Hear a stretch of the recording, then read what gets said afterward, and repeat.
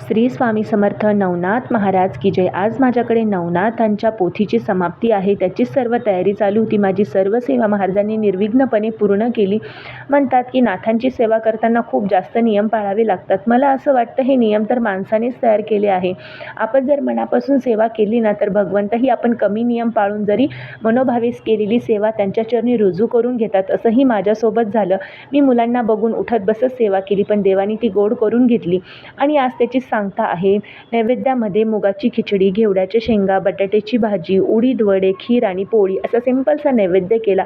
देवाला नैवेद्य दाखवला. असे छोटे छोटे नवनाथ बोलवले. एक नवनाथ तर माझ्या घरचाच होता. आमच्या बिल्डिंगमध्ये भरपूर मुलं असल्यामुळे काही प्रॉब्लेम येत नाही. जेवण झाल्यानंतर मुलांना गिफ्ट म्हणून पेन दिलं. सगळे मुलं गिफ्ट बघून खूप जास्त खुश झाली.